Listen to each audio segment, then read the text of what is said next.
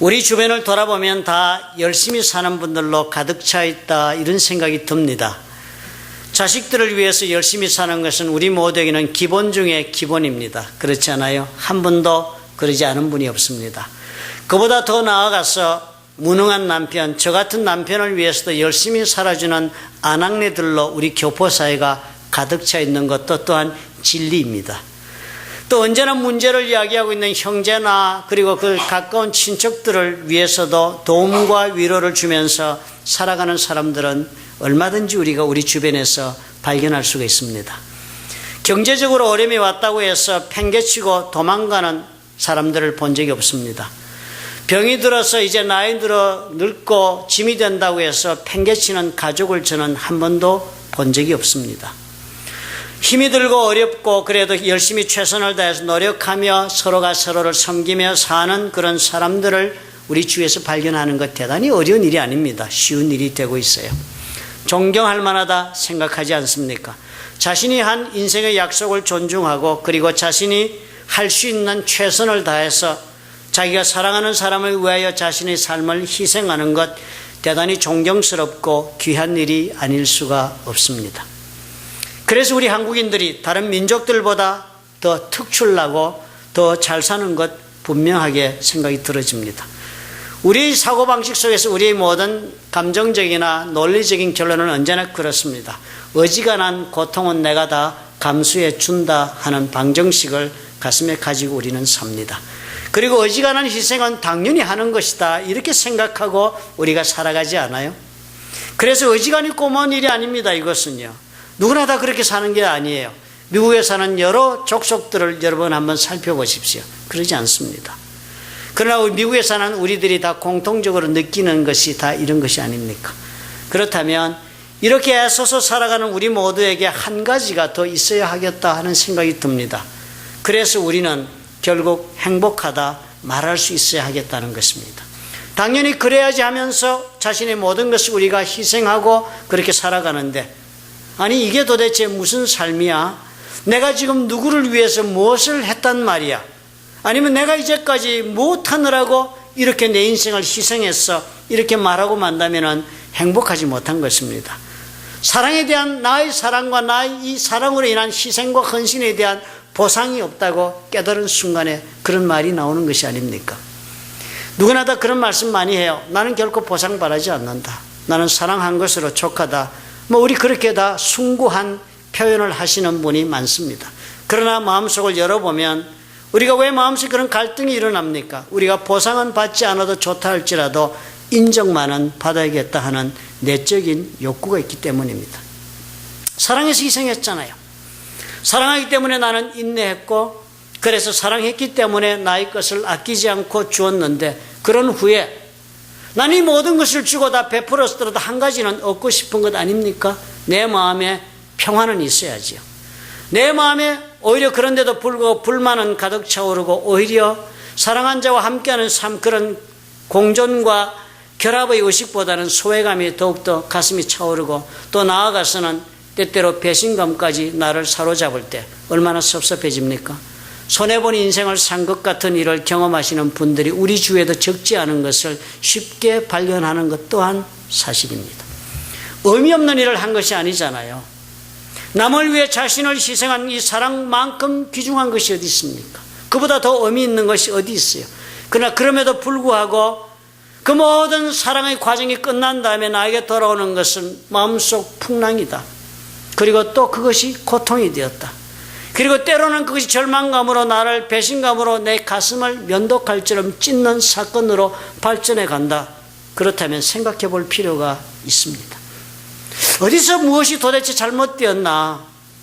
도대체 옳은 방식을 선택하고 옳은 길로 내가 걸어왔는데도 왜 이렇게 되었는데?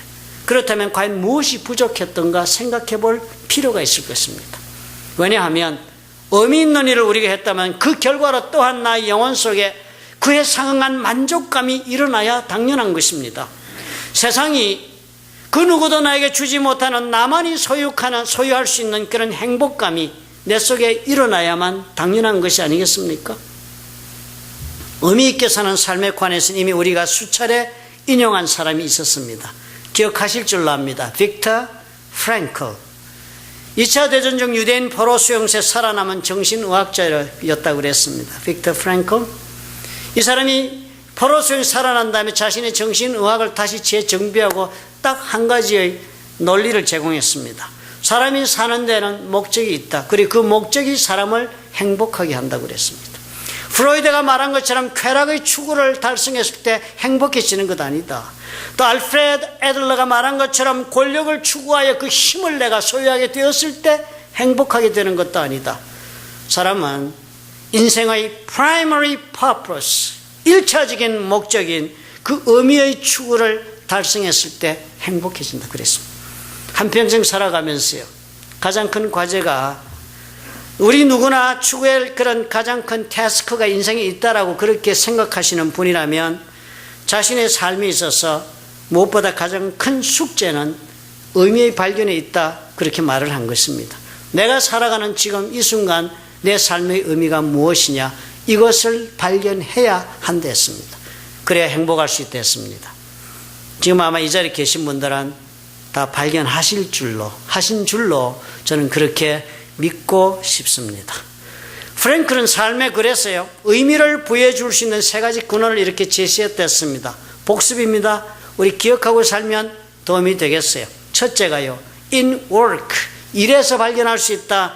그런데 그 일이 그냥 보통 일이 아닌 것입니다. 그냥 아무 일이나 하고 막 그냥 이렇게 분주하게 사는 것이 결코 의미 있는 인생을 만들지 못해요. 오히려 공허해집니다. 일은 일이로되 어떤 일에서 의미를 발견하는가? Doing something significant. 뭔가 나에게 의미 있는 일을 할 때 그 일에서 우리가 삶의 의미를 찾을 수 있다.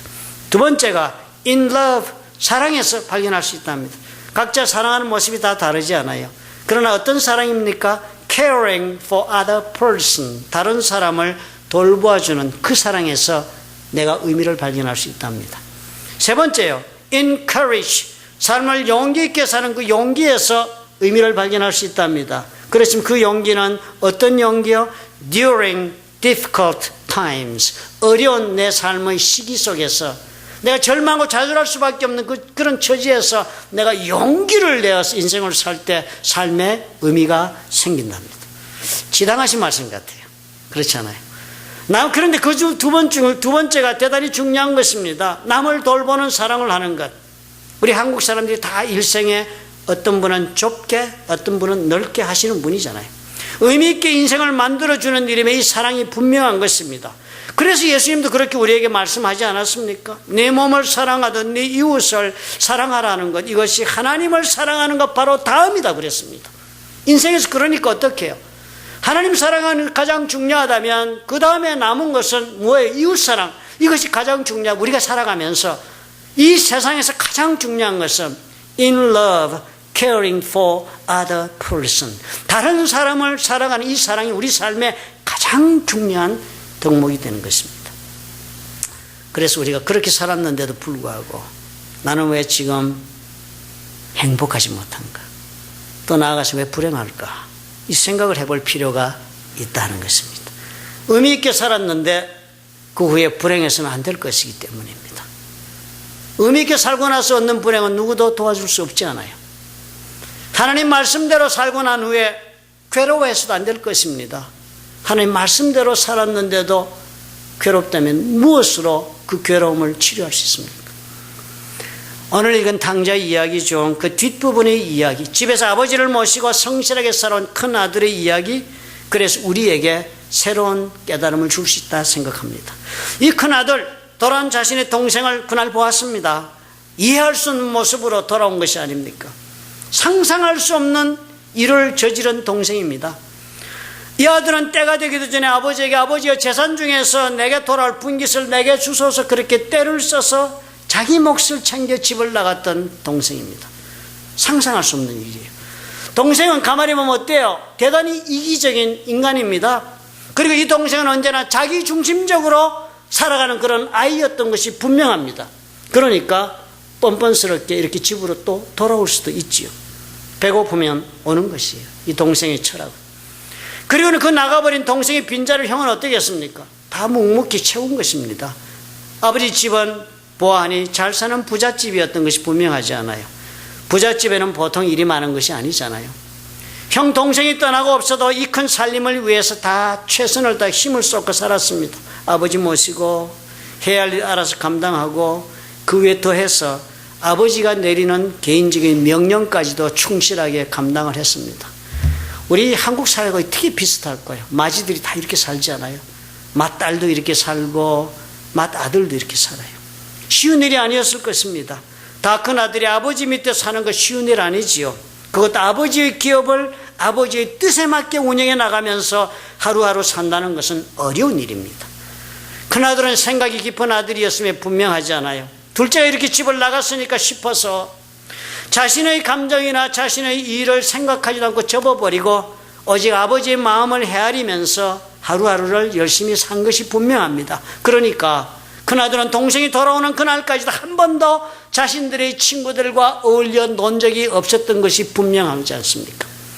그날도 맏아들은 밭에는 하루 종일 땡볕 밑에서 일을 하고 집으로 돌아오는데 집에 가까이 왔을 때 풍악과 춤추는 소리를 들은 것은 예전에 없던 일이 집에서 벌어진 거예요. 난데없는 일이지 않습니까?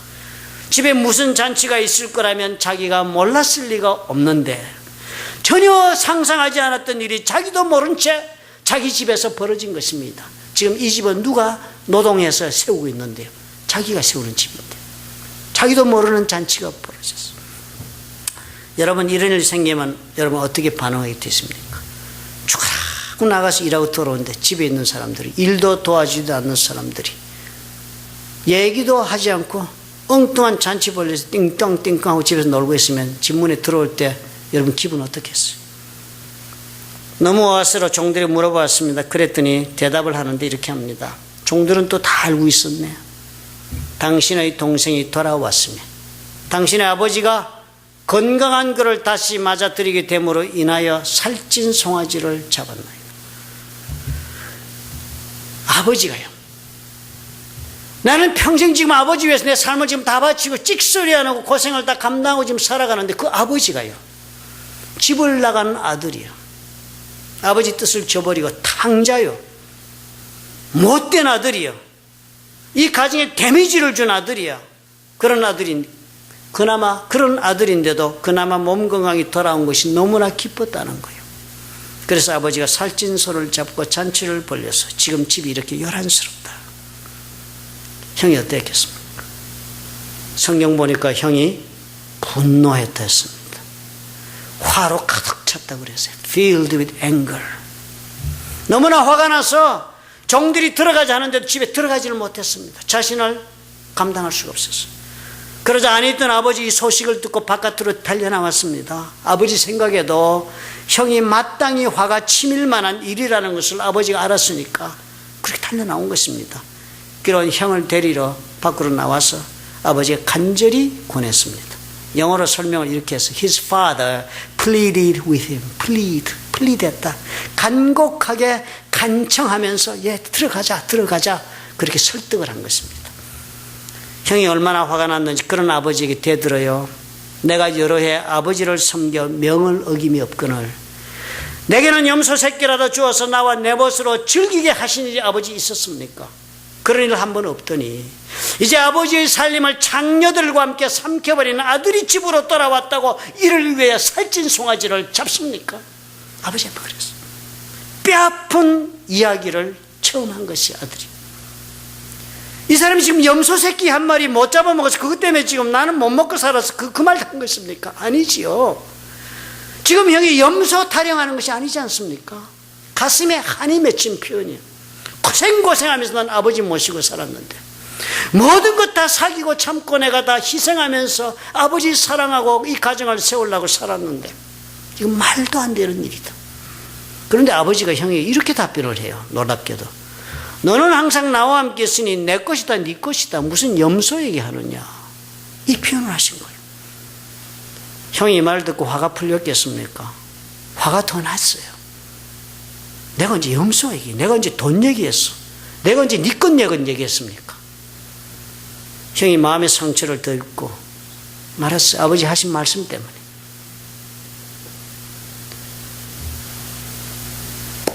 깊은 깊은 자신의 자존감에도 상처를 또 입었을 것입니다. 내가 이제까지 아버지의 명에 순종하고 산 것이 이 재산 때문에 지금 아버지가 한 것으로 보고 계신 것이 아닌가. 내가 돈 문제 때문에 내 인생을 희생하고 지금 아버지 밑에 있었다고 생각하고 그래서 내가 화를 낸다고 아버지는 해석하시는구나. 나를 이 정도의 인간으로밖에 보지 않는구나. 사실 저와 여러분 살아가면서 사랑했음에도 불구하고 여러분 마음에 섭섭함이나 분노가 있을 때 무엇 때문에 그렇습니까? 우리가 경험하는 그 아픔과 동일한 것을 지금 이 형이 경험하고 고백하는 것입니다.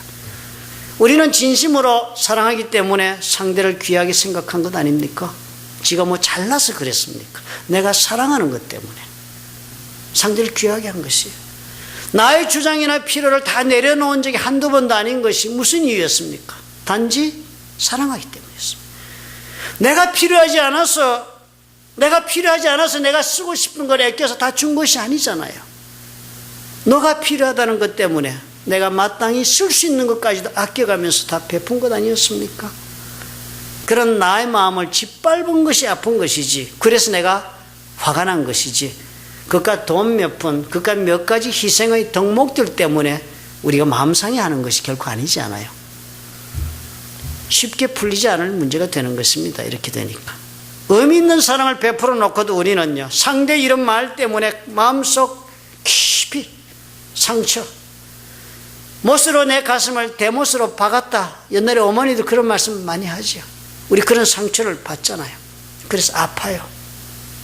그리고 그 아픔이 계속되니까 아픔이 분노로 변하는 것입니다. 그리고 사겨지지가 않아요.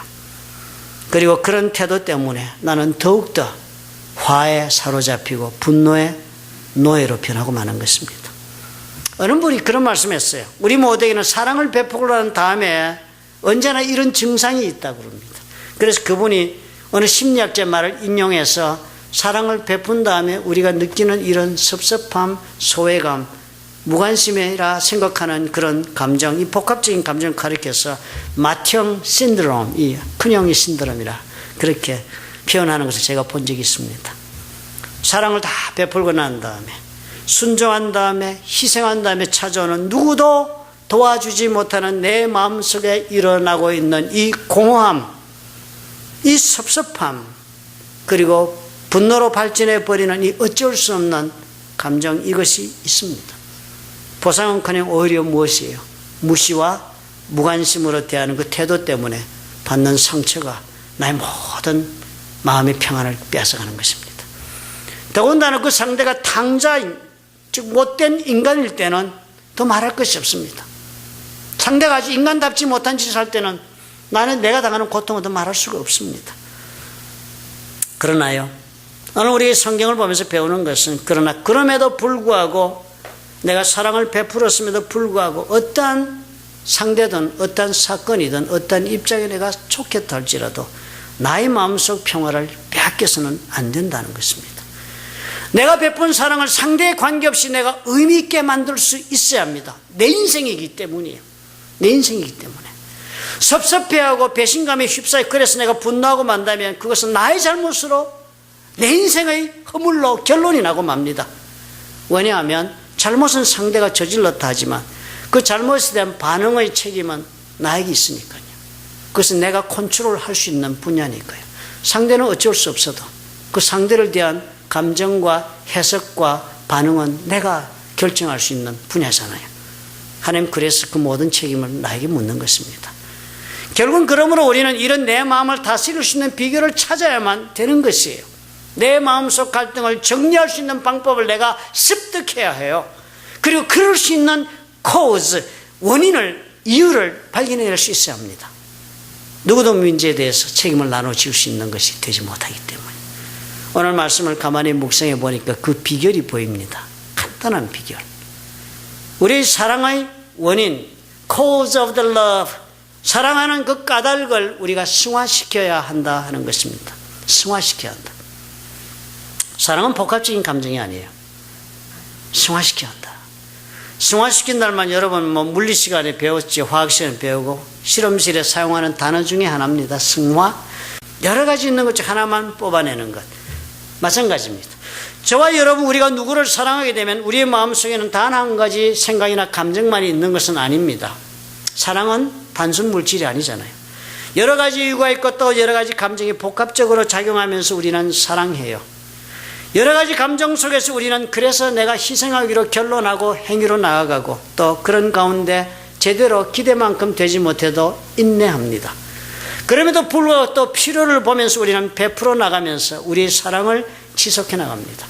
처음 생각했던 대로 되지 않는다고 쉽게 포기하는 사람 아무도 없습니다. 사랑은 시작하면 끝까지 해볼 만큼 해본 다음에나 손을 듭니다. 한 가지 마음으로 시작한 사랑이라 할지라도 시간이 지나고 또 경험이 쌓이고 반복적인 행동을 통한 그런 경험이 축적되면 어떻게 해요? 그 사랑은 여러 가지 모습으로 발전해 나가지 않습니까? 세월이 지나 여러분 가만히 돌아보면 어때요? 그간 우리가 살아가며 사랑하면서 살아왔다 하지만 돌아보면 우리 사랑하는 사이에서 쌓인 감정이 한두 가지 아니잖아요. 일어난 사건도 한두 가지가 아니잖아요. 사랑이 오면서 서로가 주고받은 상처도 한두 가지가 아니잖아요. 서로가 서로에 잘한 것이 있는 반면 서로가 서로에게 지은 허물도 또한 한두 가지가 아닌 것을 우리는 발견합니다. 여러 종류의 감정과 여러 종류의 사건과 그래서 그 속에는 여러 종류의 나 나름대로의 해석까지 겹쳐서 사랑은 많이 더 복잡해져 있는 것입니다. 그리고 그런 상황 속에서 어떻게 해요? 그런 상황 속에서 우리는 서로가 서로에게 우리가 부족하고 연약한 까닭에 섭섭한 말, 섭섭한 행동, 아프게 하거나 무시하거나 괴롭게 하는 일을 자신도 모르는 사이에 아니면 의도적으로 저지르고 마는 것 아닙니까? 사랑은 그냥 시작한 모습대로 그대로 있는 사랑은 하나도 없는데 내가 살아온 만큼 어떻게 사랑도 세월을 따라 진화해 온 것을 우리가 이해해야 하는 것입니다. 꽃 같은 사랑으로 있는 것이 없다. 다 변화하면서 진화해 왔다. 당자의 형을 한번 생각해 보십시오. 한 번도 동생을 질타하거나 미워한 적은 없었던 사람입니다. 형은 자신의 자리를 지키면서 동생이 비운 가정을 얼마든지 기꺼이 희생적으로 진심으로 섬길 수 있었던 좋은 형이었지 않습니까? 그렇지만 그간 동생의 일로 인해서 그간 가정에서 변화되어 온 일로 인해서 여러 가지 상황은 복합적으로 발전해 나오고 그래서 그런 상황 속에서 모든 것이 이제 형을 분노하게 만들고 말았던 것입니다. 형이 한 가지를 해야 살 수 있어요. 다른 모든 복잡한 생각들을 다 내려놓고 자신의 이 모든 생각들을 승화시켜야 합니다. 그렇지 않으면 자신의 속에 일어난 분노를 이길 수가 없습니다. 이기지 못하면 어떻게 해요? 형은 옳은 일을 행하였고 충분한 사랑을 베풀었음에도 모든 것을 빼앗기는 위기를 당하고도 말 수 있습니다. 자신의 생각에 그러므로 우리는 열을 가려서 모든 다른 성분들을 남겨놓고 한 가지 성분만을 떠올려 승화시키듯이 그렇게 나의 생각을 단순하게 한 가지만으로 정리해 나갈 필요가 있습니다. 승화시키셔야 해요. 그게 무엇이에요? 아버지가 지적하는 말씀에 나타나 있습니다. 15장 32절에 이내 동생은 죽었다가 다시 살아났다. 그러니까 기뻐하자. 기뻐하자. 이 둘째 아들 형이 바라볼 때 얼마나 많은 생각이 있을 수가 있겠습니까? 얼마나 많은 판단이 있을 수 있겠어요? 무엇보다도 아버지를 신뢰하고 함께 살아나가는 것을 거부한 아들이에요. 우리 믿음의 공동체, 사랑의 공동체를 거부하고 나간 아들이야. 저 아들은 나도 나와는 다르고 아버지와는 다른 길을 선택한 아들이야. 그리고 그냥 간 것이 아니라 자기의 목까지 챙겨나가서 우리에게 많은 데미지를 준 아들이야. 그리고 나서는 어떻게 살았어요? 다 탕진하고 기대를 저버리고 창기와 더불어 개같은 인생을 살은 사람답지 못한 인간이 어리석은 삶의 모습 한두 가지 아닐 것입니다. 그렇지만 어떻게 해요? 그 모든 감정을 다 승화시켜버리는 것입니다. 한 가지만 생각하기로 마음을 정리하는 거예요. 내 동생은 어쨌든 죽었다가 다시 살아났다. 내가 이것 하나로 기뻐하자. 김지선이라는 사람이 여러분 간증을 다 보신 걸로 추측합니다. 대학 3학년 때 미국에 와서 많이 간증해. 대학 3학년 때 오빠하고 자동차를 타고 가다가 정지선에 서 있는데 음주운전으로 만취한 사람이 차를 몰고 와서 부딪혀서 육중 충돌에 휩싸여서 자신의 차가 불에 화염에 휩싸이고 그래서 자신이 이 김지선이라는 사람이 대학 3년 그 얼굴도 얼마나 이쁜지 몰라요. 5도 화상을 입었답니다. 5도 화상이면 살아나기 어렵습니다. 그리고서 응급실로 실려가서 화상 치료를 받으니까 이 화상 치료는 대단히 고통스럽다면 피부가 없기 때문에 붕대를 감으면 매일 이 드레싱을 바꿔야 하니까 뭐 죽는 것보다 더 고통스럽대요. 막 엄청나대요. 그러니까 살고 싶은 의욕을 다 상실하고 산다는 것에 대한 조그만 기대도 하지 않는 그런 처지까지 몰려가서 그런데도 목숨이 붙어 있는 거예요. 이 김지선에게. 그래서 이 인터뷰를 하는데 그 방송 아나운서가 묻는 장면이 있었습니다. 김지선 이 양에게 간증하는 사람이 물어보는 거예요. 어느 순간 그 절망의 순간에서 내가 이제 살아야겠다는 결심을 한 적이 있었습니까? 어떻게 그런 결심을 하게 됐습니까? 물었더니 김지선이가 그래요. 사실 죽는 것이 더 행복한 그런 시간을 보냈다는 거예요. 죽기를 바라는 시간을 보내는데 자기 어머니 보니까요. 내 얼굴이 몰골이 이렇게 되고 사람 같지 않고 지금 다시 내가 회복이 된데도 어떻게 살지도 모르는데 어떤 모습으로 어떤 인간이 되어 살지도 모르는데 그런 나를 놓고 어머니는 그저 내가 살아주는 것만 해도 감사하겠다고 하나님 앞에 기도하면서 자기를 돌본다는 것을 보았다는 거예요.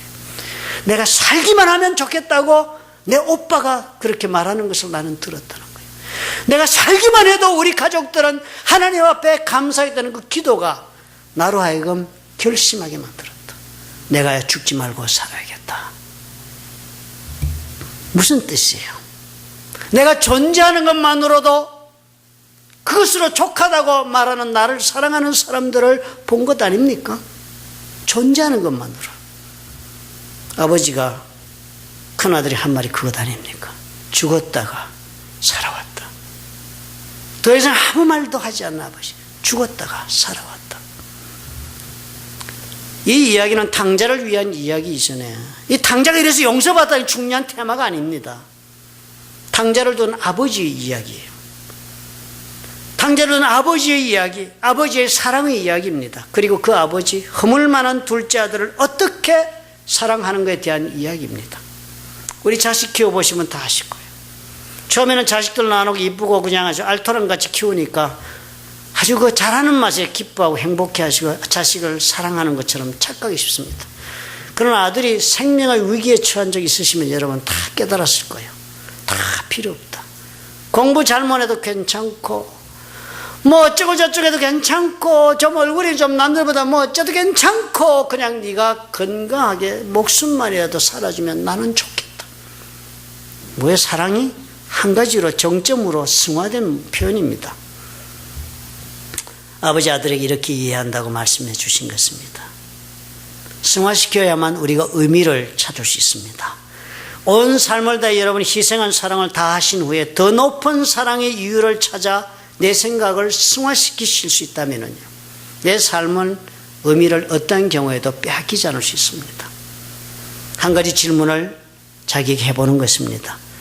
나는 무엇 때문에 너를 사랑하기 시작했던가? 이 질문에 대한 나의 대답이 우리 모두의 사랑의 이유를 승화시켜 주실 수 있습니다. 만약에 여러분 그 답이 아직도 너무나 복잡하시다면 나의 사랑이 그만큼 다양한 이유를 지닌 복잡하고 그래서 불순할 수도 있다는 의심을 해보셔야 합니다. 승화되지 못한 사랑은 결국 불만과 좌절과 공허와 그래서 불행한 마음으로 결론 짓고 맙니다. 이거 한 가지를 압축시킬 수 있어야 해요. 나는 무엇 때문에 너를 사랑하기 시작했던가? 내가 지금 그것으로 돌아가리라. 너의 존재만으로 나는 감사하겠다. 승화시킬 수 있으면 여러분 결코 우리 사랑을 그 의미를 빼앗기지 않아 행복할 수 있다 하는 것입니다. 두 번째 승화의 조건이 있습니다. 이웃사랑은 하나님을 사랑하게 행하는 것이라는 그 말씀을 우리가 다시 생각해 보십시다. 아버지가 탕자를 사랑하는 까닭에 형도 아버지 사랑하는 그 아들을 사랑하는 것이 당연하다 하십니다. 동생이 죽었다가 다시 살아온 것이 기쁜 일이 된다면 아버지에게요, 형에게도 동일하게 받아들여지기를 아버지는 바라지 않아요? 사랑은 패키지 딜입니다, 여러분. 내가 어떤 여자를 사랑하면 그 여자 하나와 결혼해서 그 여자 데리고 사는 것이 사랑이 아니에요. 내가 한 여자를 사랑하면 그 여자의 인생의 모든 얽힌 것을 같이 내가 사랑의 대상으로 품어야만 이 사랑이 진행이 됩니다. 여러분, 멕시칸과 결혼한 아들, 멕시칸 딸, 이쁜 딸 하나 되려면 되는지 알죠? 아니요. 그 뒤에 멕시코에 있는 그 아버지, 할아버지, 정자를 다 사랑의 줄로 엮여들으면 사랑은 패키지들이에요. 그래서 우리 옛날 속담에 자기 처갓집에 찾아가면 나 마누라가 너무 사랑스러우니까 가면 뭐해요? 처갓집 동네 들어가면 처갓집 말뚝에서부터 절하며 들어가는 거예요. 패키지들이니까. 마누라만 사랑하면 끝나지 않아요. 사랑이란 그런 것입니다. 여러분, 나는 하나님을 사랑한다 말씀하시고 싶으십니까? 아니면 그렇게 생각하고 사세요? 나는 하나님을 사랑해. 나는 예수님을 사랑해. 여러분, 그런 마음 가지고 계시다면요, 하나님 말씀하세요. 너는 내가 사랑하는 것 모든 것을 사랑해야 한다. 하나님 사랑하시는 사람들을 여러분 사랑하셔야 해요. 그래야만 내가 하나님 사랑한다고 말할 수 있습니다. 내가 예수님 사랑한다면서 예수님 머리 되고 그 몸이 되는 교회를 무시하고 질시하고 구박한다면 그 사람 예수님 사랑한다 말할 수 있겠습니까? 내가 내 아버지를 사랑한다면서 내 아버지가 사랑하는 내 형제를 내가 미워하고 증오한다면 내 아버지 내 사랑하는 사람이라고 말할 수 있습니까? 그래서 요한복음이 이렇게 우리에게 도전해요. 요한복음 15장 12절 14절은 내 계명은 곧 내가 너희를 사랑한 것 같이, 예수님이 그래요. 내가 너희를 사랑한 것 같이 너희도 서로 사랑하라 하는 것이 내 계명이다. My commandment. 내가 너에게 내리는 명령이다. 사랑하는 사람의 명령은 여러분 진짜 사랑하면 뭐하게 돼요? 두 번 생각하지 않고 집행합니다. 예수님 그래요. 그러면 사람이 친구를 위하여 그래서 자기 목숨을 버리면 이보다 더 큰 사랑이 없다. 너희는 내가 명하는 대로 행하면 곧 나의 친구가 된다. 부모의 마음과 똑같은 것입니다. 부모의 마음이 그렇지 않아요. 자녀들이 서로가 다 사랑하기를 원하는 것 이상 부모는 원하는 거 없습니다. 자녀들 막 찢고 뽑고 싸우면 부모 마음 그렇지 않아요. 얘들아, 어지간하면 서로 용서해라. 어지간하면 양보해라. 그만 이제 잊고 무슨 사인이 있고 무슨 원인이 있었더라도 서로 사랑하며 사는 건 내가 보고 싶다. 부모가 그거 이상 원하겠습니까? 우리 하나님의 마음이 그런 것입니다. 하나님께서 이것을 우리 모두에게 원하세요. 그러므로 우리가 하나님을 생각하고 우리의 사랑을 이렇게 승화시키셔야 해요. 죽었다가 살아났다. 그것으로 족하다. 모든 조건과 원인들을 다 뛰어넘어서 그래서 어떻게 우리는 사랑을 계속해 나가야 해요. 내가 하나님 사랑하는 까닭에 나와 전혀 관계없는 사람까지도 하나님이 사랑한다면, 나는 사랑으로 나아갈 수 있다면 그 사람 승화된 사랑의 습득자가 된 것입니다. 질 앤 일리아노 크라우스의 이야기를 여러분 한 번은 들어보셔야 해요. 세상에는 이웃사랑, 숨겨진 위대한 이웃사랑 이야기가 수도 없습니다. 이런 걸 여러분 간혹 들어보셔야만 나의 이기적인 사랑에 좀 탈출해 나오실 수 있어요. 우리 사랑의 울타리 너무 좁지 않아요. 기껏해야 내 남편, 내 마누라, 내 새끼밖에 사랑 안 하는 가정이 너무나 많습니다. 그 나머지는 완전히 적대적으로 대하면서 사는 그런 핵심적 사랑의 돌격대들이 많이 있어요. 그죠? 그래서 세상이 괴로운 것입니다. 남을 조건 없이 사랑하는 위대한 사랑에 대해 공부를 하면서 우리가 조금 이 담을 넘어나오는 훈련이 필요해요. 2차 대전이 발발하기 직전에 미국 필라델피아에서 이 주일은 변호사로 살았습니다. 1930년대. 변호사 대체로 변호사들이 부자로 살잖아요. 큰 집에서, 필라델피아에서. 1939년 1월에요. 미국 모든 신문에는 아돌프 히틀러가 얼마나 큰 만행을 지금 독일과 오스트리아에 저지르고 있는지 기사가 가득 찼습니다. 독일군들이 유대인 회당을 그냥 오스트리아에서 그리고 독일 전체에서 일시 하루 만에 그냥 막 때려 부수고 사람들을 잡아간 사건을 그때 신문에서는 크리스탄 나크트라 불렀습니다. Night of Broken Glass. 막 집을 때려 부수고 유리창 때려 부수고 하룻밤에 그런 사건이 벌어졌으니까 크리스탄 나크트. 그래서 막 신문에 대해서 택배. 그때 주일이 이런 기사를 보면서 결심을 하는 거예요. 내가 이 불쌍한 사람들을 위해서 무엇인가를 해야겠다. 자기는 잘 사니까. 설령 이 일을 좀 하려고 내가 마음먹고 진행하다가 내 삶에 많은 것을 내가 빼앗기게 되고 혹은 또 내 목숨이 위태로워져서 혹은 또 많이 죽는 일이 있다 할지라도 내가 이 사람들을 위해서 무엇인가를 해야겠다 결심을 한 거예요. 기사를 보고서. 친구 루이스 러반을 찾아가서 의논을 합니다. 그러다가 서로 의기가 투합되어 나치에 지금 고생하고 있는 유대인 어린아이들을 구출하자. 부인한테 그날 집에 와서 얘기를 했더니 펄쩍 뛰어. 지금 무슨 여기 소리 하느냐. 우리에게도 13살 난 아들 스티반이 있고 9살 난 딸이 있는데 이 두 딸은 어떡하라고. 당신 자식 놔두고 나무 자식 걱정하냐고 부인이 막 뒤집어졌습니다. 그렇지만 남편이 고집을 피우고 워싱턴 DC로 달려가서 미 국무부 차관을 만납니다. 자신의 계획을 설명하고 도움을 요청했습니다. 그런데 그 당시 참 우리는 몰랐는데요. 미국이요. 유대인 들어오는 걸 원하지 않았습니다. 2차 대전 직전에. 미 국무의 제임스 윌킨슨 같은 사람이 신문기사를 막 발표하고 했습니다. 비자 섹션의 책임자로 있는 사람인데요. 비자 발행권을 가지고 있는 사람이 유대인들에게 비자를 주면 안 된다. 비자 주면 유대인 난민이 미국으로 홍수처럼 쏟아 들어와서 우리가 감당 못하게 된다고 막. 지금 시리아 이런 데서 사건처럼. 그러고 있는 때니까 국무부 차관보를 만났더니 부정적이에요. 주일은 백방으로 노력을 합니다.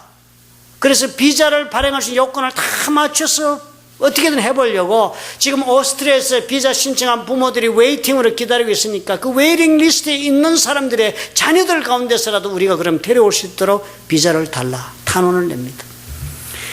그러면서 그러면 한 사람 데려올 때마다 비자 받을 때 여러분 경험하시잖아요. 재정보증서 오면은 그 다음에 무슨 사내 비용 다 보증서 있어야 되잖아요. 이 보증서 50명을 데리고 이렇게 계획을 세워놨으니까 50개 재정보증서가 필요한데 이 파이낸셜 애피데빗을 어디서 받아옵니까? 온 동네 사람들이 찾아내 설득했습니다. 누가 자기 재금 통장을 그 잔고를 알려주고 싶은 사람이 누가 있겠어요? 그걸 설득하고 애를 써서 54개를 준비했습니다. 만약의 경우에 대비해서. 그리고 독일로 건너가요. 국무성 관리들이 최후 통보를 했습니다. 독일로 갔다가는 죽을 수 있다. 곧 전쟁이 터진다. 파이널 워닝을 받고 갑니다. 자기 소아과 의사였던 닥터 로버트 실레스를 설득에 삼기로 합니다. 왜냐하면 아이들을 데리고 오는데 국무성에서 또 데리고 오니까 병든애는 안 된다, 뭐는 안 된다 이러고 퇴짜로 올까봐 의사를 대동해서 갑니다. 그날 이 두 사람 남편과 의사를 보내면서 일리아노가 글을 써서 일기장에다가 나는 두 사람 보면서 조용히 눈물을 흘릴 수밖에 없었다. 그리고 I prayed for their safe return. 너무나 위험한 길을 가니까 며칠 이 사람들이 유럽에 도착 비엔나에 가봅니다. 이미 비엔나는 히틀러가 20만 명이 넘는 유대인들을 포로 수용소로 잡아간 때였습니다. 1938년 3월이었답니다. 온통 병마다가 주된 페르보텐 Jewish Jews forbidden, 유대인 금지라는 포스터가 곳곳마다 붙어 있고 길거리에는 경찰이 깔려 있고 그런 가운데서 유대인 커뮤니티에 통지를 넣었습니다.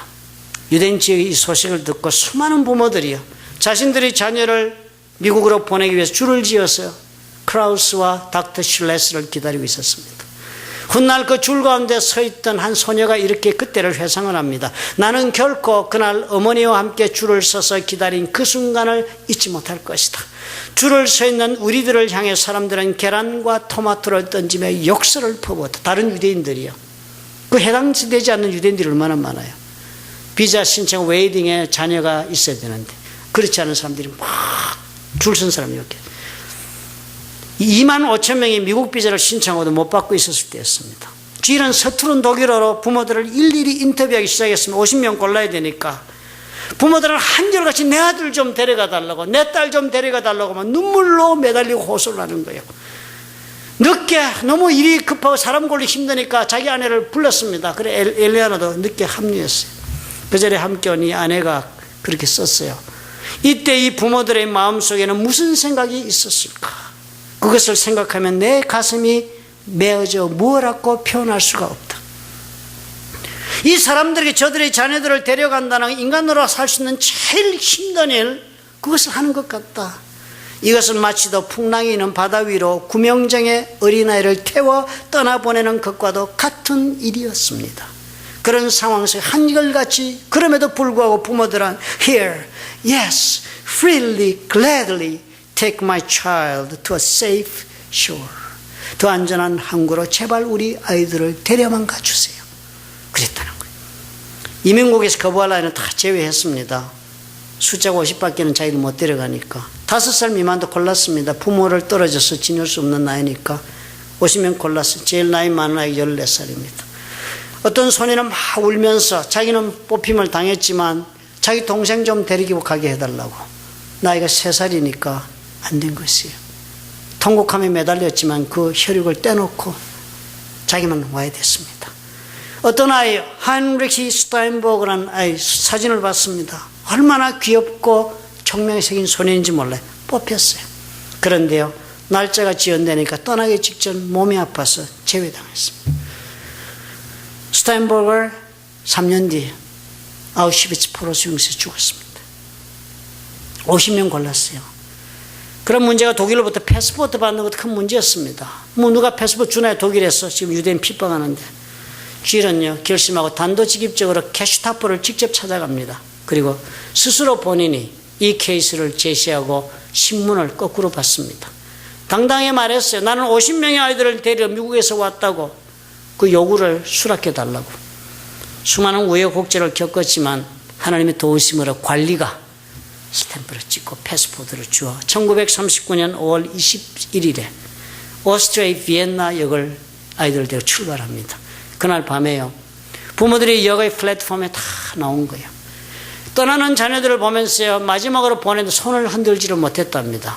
독일 나치에서는 하일 히틀러식의 인사를 손을 들고 하는 거기 때문에 유대인들은 인간이 아니기 때문에 손 들고 비슷한 인사도 할 수 없다 금지했습니다.